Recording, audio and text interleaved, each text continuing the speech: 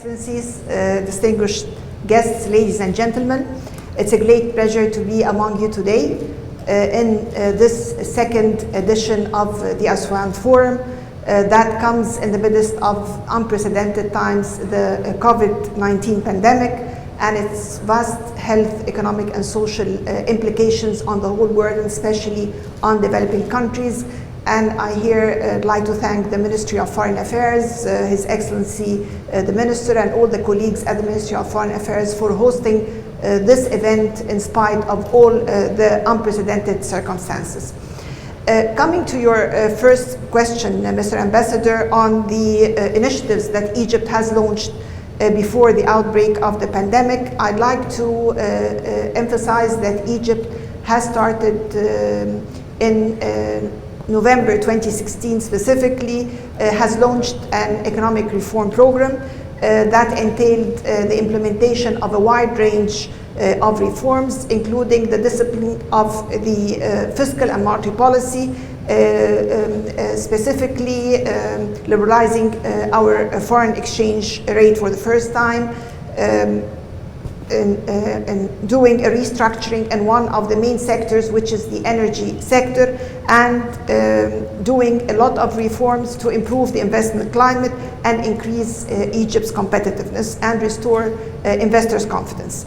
In addition to that, the Egyptian government enacted a lot of legislative reforms, basically the new Investment Act, the bankruptcy and market exit mechanism, in addition to all laws related to the investment climate, and specifically developing a small and micro enterprise new law that enhances the informal sector to become formal and work in a formal and official environment. The government also made a huge investment in the infrastructure. More than 1.5 trillion Egyptian pounds were invested to upgrade the level of our infrastructure. This is equivalent to about 100 billion American dollars in order to enhance and seek the competitiveness of Egypt's infrastructure in order to attract more private sector and foreign direct investment.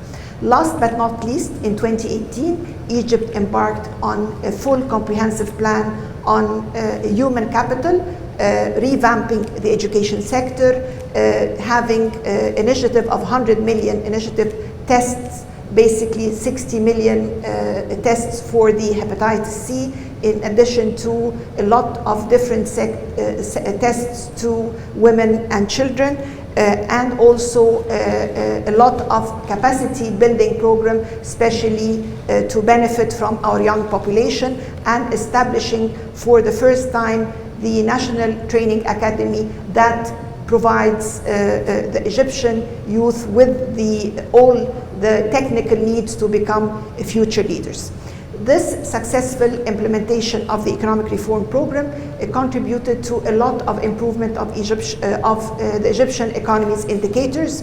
And let me give you an example of that. For example, in the first 3 quarters previous to the COVID-19, Egypt has achieved a growth rate of 5.6%. We were about to reach 6% if we did not witness, of course, the pandemic during the last quarter of the fiscal year of last year. Unemployment rate reached 7.7%, coming down from 12% in the previous fiscal year. There was also an increase in the foreign exchange reserves to cover more than 8 months of imports compared to 3 months of imports in June 2016. Also, all these reforms has led to increased diversification of the Egyptian economy, making it less sensitive to shocks and, of course, more resilient to shocks, and especially these shocks leading to decrease in one of our main foreign exchange receipts, which is the tourism sector.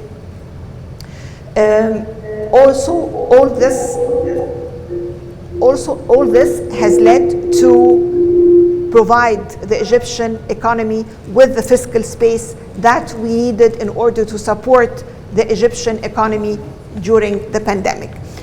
Coming to your second part, what did Egypt do during the pandemic to mitigate the impact of this pandemic on the Egyptian economy, a pandemic that I always say this is the most serious pandemic and the most serious crisis that the world has witnessed and has affected the humanity. It's the most severe economic crisis since the Great Depression of 1929.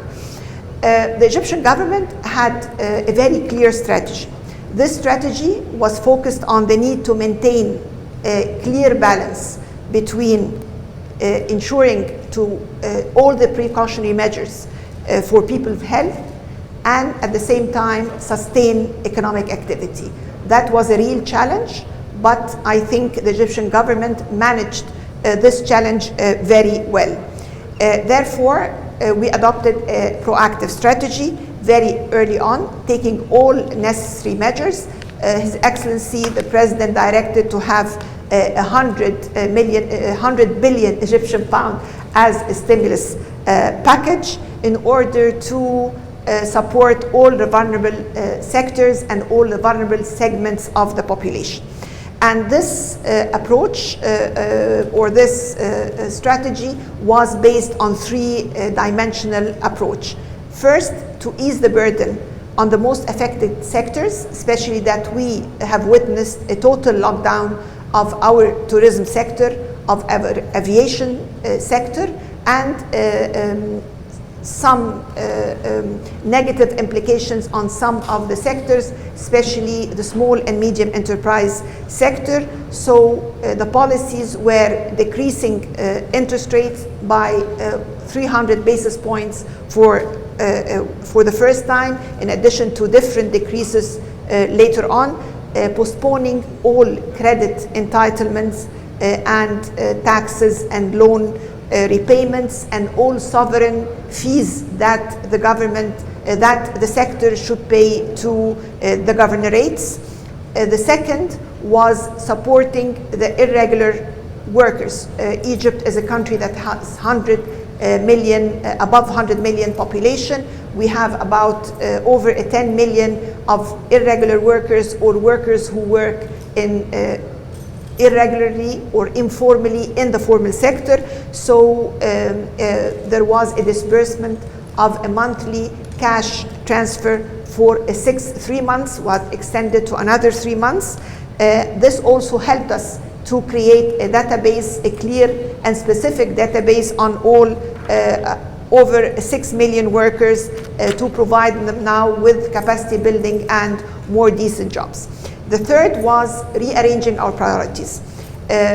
We started rearranging our priorities with, of course, an increased focus on our most important sectors like the health, education, and also giving a boost to some of the sectors that are resilient to shocks, like the digital economy and the agriculture. So the government decided to increase investment in the healthcare by about 60%, aimed at tackling major issues such as ICU beds, childcare beds, and encouraging automation of all health records at all the hospitals. With regard to education, there was an increase of 60% investment in education by expanding capacity and improving school conditions and applying, of course, technology and digitalization to universities, in addition to establishing technical and vocational universities and community colleges. Investment, of course, in infrastructure digitalization was a must. So we enhanced our investment, our government investment, by about 300% in order to create the ecosystem that was needed for online education, for online meetings, and of course automate all services that the citizens need, and there is an increase for these services by time. The government also, one of the prioritized sectors was the logistics sectors and the development of supply chain in order to hedge against any disruption, especially for strategic commodities such as food and pharmaceutical. The fourth was shifting towards a green economy.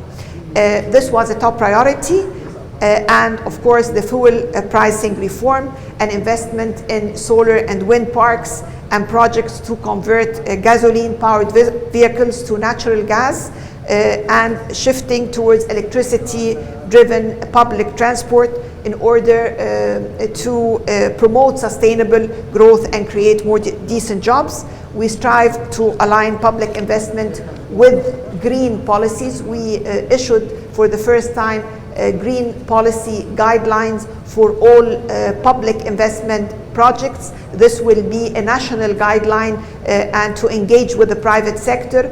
We aim to reach 30% of these projects to become green by the year 21-22, to reach 50% of these green projects by the year 24-25. Moreover, the government has launched an initiative that I think that's one of the very important initiatives that His Excellency the President has launched a few months ago in order to increase our investment to all unprivileged villages.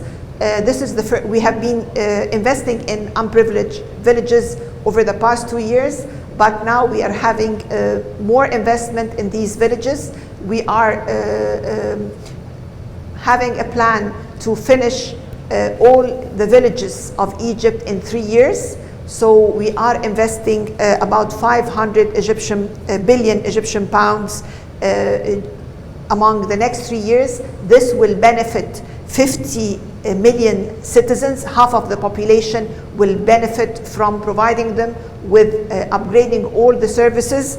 This project, I think, is the first implementation of localization of the SDGs on all governorates, providing adequate utilities, medical assistance to people in need.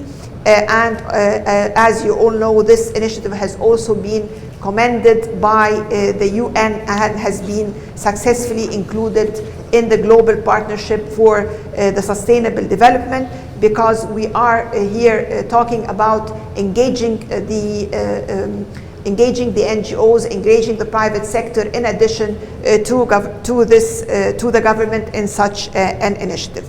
These measures were very critical. Can you try to summarize, yes, please? These all measures were very critical in order to enable Egypt, as you mentioned, to be one of the very few countries in the world to have a positive growth rate. We have reached 3.6 last year. We are aiming to achieve almost close to 2.7 to 3% by this fiscal year, in addition to a decrease in unemployment rate to reach 7.2% in this quarter, coming down from 9.6, and of course inflation coming down to 4.8%. I hope I just gave you a full-fledged or a comprehensive view of all the initiative that the Egyptian government has done in order to mitigate all the repercussions of this unprecedented crisis on humanity. Thank you.